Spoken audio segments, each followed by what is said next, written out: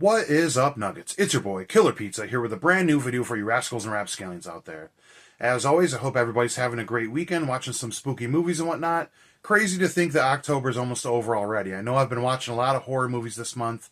Granted, I watch, a lot of horror movies year-round, like I'm sure a lot of you guys watching this do as well, but we all have those Halloween-themed seasonal movies we got to get in October, so definitely trying to get certain movies in, which I think I'm going to do a video on Halloween, talking about all the movies I watched during the month of October, so stay tuned for that on Thursday.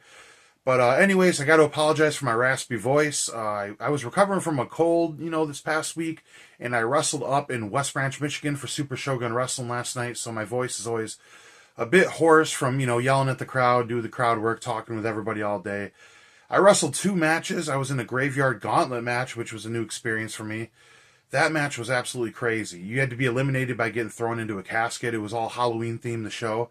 So I can check that off my bucket list of being put in a casket while I'm alive. I couldn't help but think of that Tales from the Crypt episode. That's probably my favorite episode from Tales from the Crypt. But anyways, I didn't think... I knew I was claustrophobic, but I didn't realize how much until I got put in a casket with the lid shut. I'm like, oh my god, wheel me to the back and get me out of this thing. Then I had a singles match after that against CFR. We had a pretty good match. Got my bell rang a little bit towards the end, so I'm pretty rough today, guys. Apparently my back is all cut up and everything, and I feel like I've been hit by a truck. Just like the hitchhiker in Texas Chainsaw Massacre. But anyways, I was going to do my ranking of the Nightmare on Elm Street franchise today because I just watched the 4K and rewatched all the movies, but to be quite honest, I'm pretty exhausted from last night, and I think I'd like to sit on those movies to give it a little more thought before I do my ranking. So I'm probably going to put that out next weekend. So anyways, you can tell from the title, today we are going to talk about 5 B movies that I think you guys should own. I was thinking about this earlier today where somebody told me last night they recommended a show on Amazon. They said it's actually scary. And I thought, how many people, is it casual fans of horror out there? Or how many of you guys watching this watch movies to get scared, like horror movies? Because, yeah, I love that, obviously, as a fan of horror, but it's I never look at it that way. I don't normally get too scared when I watch horror movies. I kind of just like the fun of it, you know what I mean? I'm a big fan of the campiness in horror movies, so I think that's more my style. I don't like things too slapstick, but a good horror movie with some campiness in it, that's kind of my groove right there. So I figured I'd recommend 5 horror B movies that you guys should add to your collection. So enough ranting, let's get right into this video. So the first one I have is one I actually watched for the first time when I was recovering from a foot injury, I believe. I don't know, I've been banged up a lot. So that is CHUD. And if you guys want to check this out, if you don't own it, I suggest picking this Arrow video copy up. But this is available on Tubi. That's where I watched it because I couldn't get off the couch with the injury. This was a lot of fun.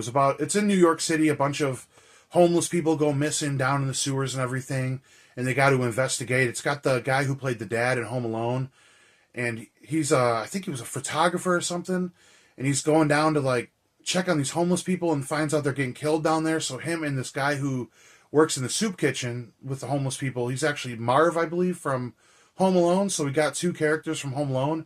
They're kind of investigating what's going on with these creatures down in the sewers. I don't want to give away the twist on what happens with them down there, but it's not the goriest movie or anything, but I just love it. I think the atmosphere of New York City is really cool, and I just like the dynamic with the characters. The dialogue and the interactions are just really good and almost comforting, a comfort movie in a way. And I just had a lot of fun with this, very campy, and this is a good example on what I like when it comes to B movies and everything and the campiness, because I watched CHUD Part 2 right after I watched this movie, and I know it's a fan favorite. I hated CHUD 2, just too stupid for me. So I know it varies on what we all like. We all have a different taste. Certain movies hit us different, but I love this one, CHUD Part 1. And I like to joke that this is the prequel to Home Alone because it's got all the actors from Home Alone in it. But a lot of fun. CHUD is just definitely a good time. Next up, another really fun movie. This is actually the first release from when Vestron started putting these back out, but this is Chopping Mall. I will always put this movie over. Just a very fun, campy slasher movie. I believe it's under 90 minutes. I think it's 80 minutes. 76 minutes. So such an easy watch. Not what you think it would be. It's not a slasher. It's about these killbots in the shopping mall. they get these new robots to take over as like the night security, like this new technology. And in the meantime, these teenagers, some of these guys work at like the mattress store in the mall. So the three guys get their three girlfriends and they sneak into the mall at night to get it out of the mattress store and whatnot. And these killbots go after them and start, like a lightning strike hits the top of the building and makes these security officer like machines killbots, and they go after everybody in the mall. And it's just a lot of fun. Very campy. Like I said, at 76 minutes, this movie flies by. It's got Kelly Maroney in it from Night of the Comet, which is one of my favorite movies. I always love her work in this. And her boyfriend, they play kind of nerdy characters, and I love their dynamic between the two. You get this couple that shows up at the end. That's kind of fun dynamic. A really cool head explosion in this movie. Just a lot of fun. I can't put over Chop 'Em All enough. And like I said, at 76 minutes, isn't it weird when we watch movies, at least like for me, if a movie's over 90 minutes, it could be 92 minutes. I'm like, oh man, that's a long movie. If it's like, just slightly under that, I'm like, wow, this is going to be an easy watch. It's funny how that's just the sweet spot, 90 minutes, but, makes sense. 30 minutes an act with opening credits and ending credits and whatnot. Okay, so here is a very beautiful release I have right here. And this is kind of a weird one because where I don't like things getting too out there necessarily in my movies. Like, I always put it this way. Like, I hate Adult Swim. If you're into that stuff, cool. It's just like, I don't like that kind of entertainment. It's just too brainless for me. You know what I mean? I like a little substance with my stuff. But I love Trauma and I love Redneck Zombies. I remember renting this as a kid.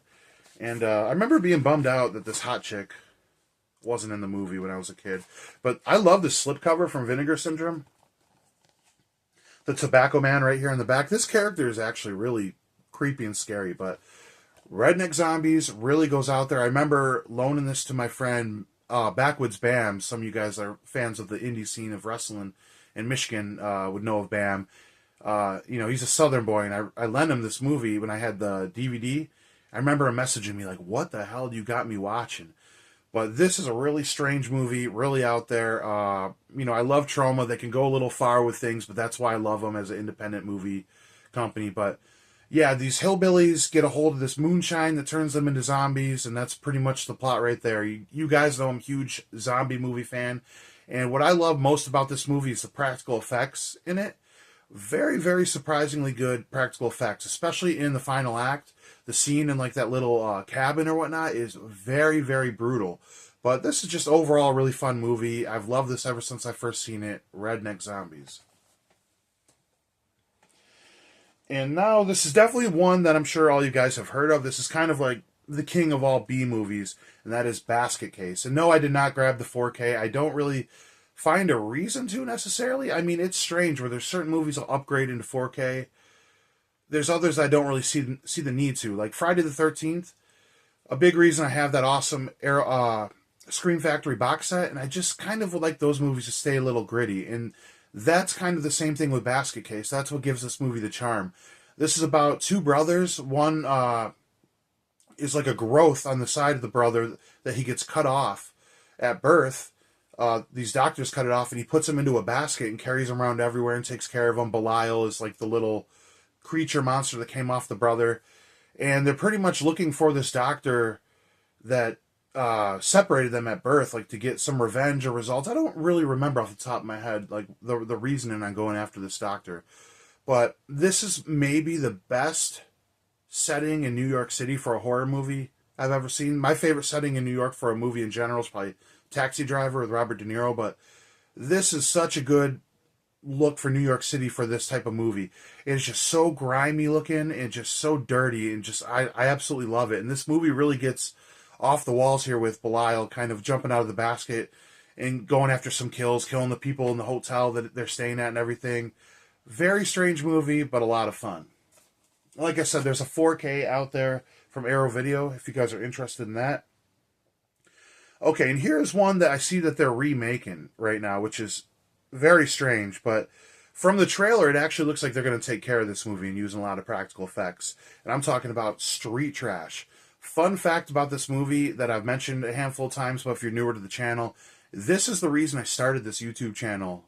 I watched this movie when I started recollecting maybe 5 years ago, and I just wanted to talk about this movie with somebody. And like, a lot of my friends I can talk about this stuff with, like, my closest friends aren't, or I mean, I can't talk to about this shit. My closest friends, some of them are horror fans, but not like diehard horror fans. You know what I mean? Like, that really go underneath the weeds. And it's like, who the hell am I going to talk to about this movie? I mean, it's about these homeless people in this town that live in this junkyard, and they end up scoring some of this cheap hooch, this cheap liquor that this guy at the party store finds in the back room, this discounted liquor, and it turns out the liquor makes everybody explode. And that's pretty much the whole movie. They explode with all these neon colors and everything. Great practical effects. It's so fucking crazy to see this shit, the way they explode and everything. You got a scene where a guy gets his dick cut off and they play keep away with his dick in the junkyard. This crazy alpha male who was in a war that's like the king of the junkyard that they got to fight off at the end. The two brothers are the main characters. They're kind of trying to get out of this junkyard and live a better life or whatever. But, you know, surprisingly shot well.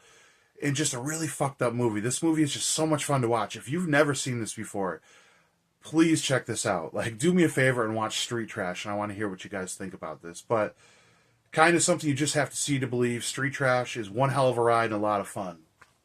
So with that being said, those are 5 B movies I think you should own in your collection.